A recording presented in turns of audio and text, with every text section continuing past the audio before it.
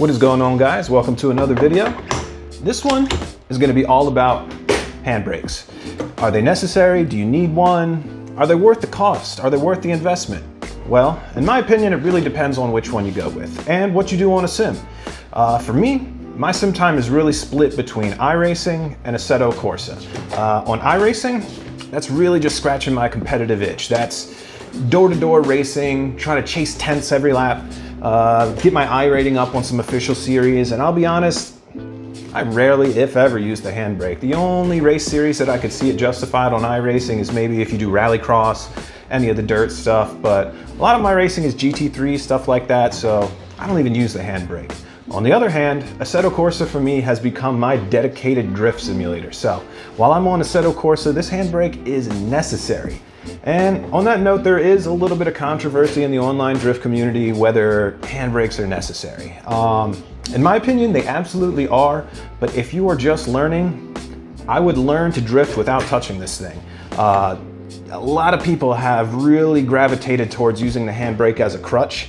And if you learn just all based with the handbrake, you really are missing out on a lot of the core fundamentals of drifting. So I would learn clutch kick initiations, just start to feel that weight transfer, control your slides with your throttle inputs, and really get the hang of that before you even really start messing with the handbrake.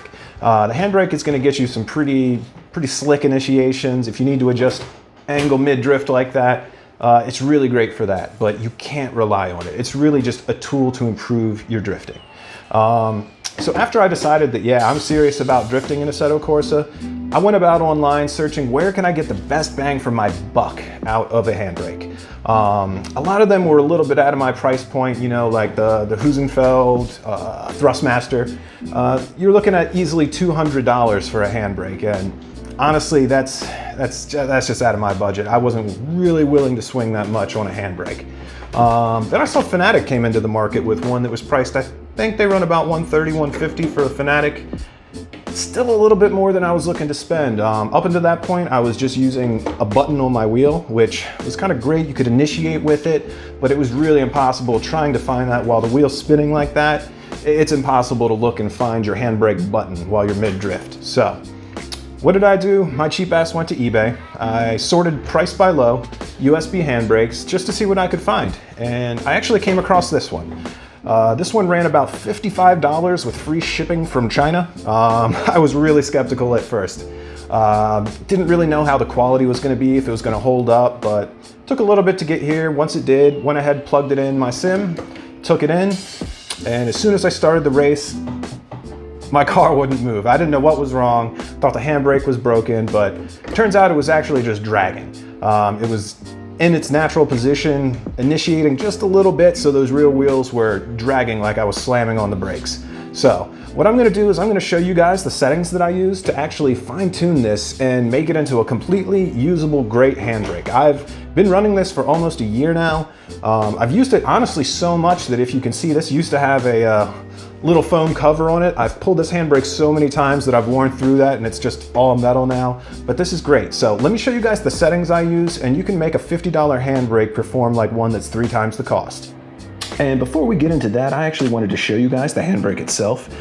This is how I have it mounted to my desk. Super easy, super simple. Some spare bolts I had, just drilled it through, mounted it right on there. And this thing actually has a surprising amount of adjustability for something so cheap. These different holes, you can actually mount it at different angles, whatever you prefer. If you want a horizontal handbrake, or like mine, I have it maxed out vertically because, to be honest, it's actually really similar. I have, this is the hydraulic handbrake that I'm gonna be mounting in my real car, my E36. And size-wise comparison, it kind of lacks the hydraulic feel of a real handbrake, but it still has some nice spring resistance in there, and it's an axis of travel. It's not just an on-off switch. You actually get the different grades of it, and as far as quality goes, this thing is held up to a lot of pulls, so I'm pretty pleased with that. Let's get into the settings of it. All right, guys, so here we are in Content Manager for Assetto Corsa. If you go over to Assetto Corsa settings, go down to Controls, and then we'll get this screen here, which has your steering, throttle, brake, clutch, handbrake, all your inputs for everything that you need. As you can see, what we're gonna be worried about down here is the handbrake, and right now I don't have any settings on it, and you can see it's actually activated a little bit because whatever sensor in here is not the greatest.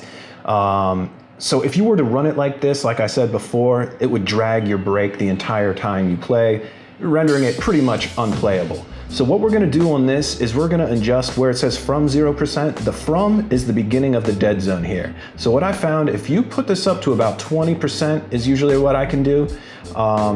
That gets rid of that bottom section of play in it, so it doesn't actually activate till you're a little bit on it, but it eliminates that drag. It's gonna give it a nice sharp bite when you initiate, exactly what we're looking for. On the other end of the spectrum here, this is the other issue. I'm at full pull, and you can see on that red meter there, right there, we're not getting full initiation, so it's not fully locking up the wheels. That was the second issue with it. So what we're gonna do, pretty similar to the first part, we're gonna go to the 2 section. This is gonna allow us, if we drop it, I found about 80% is perfect.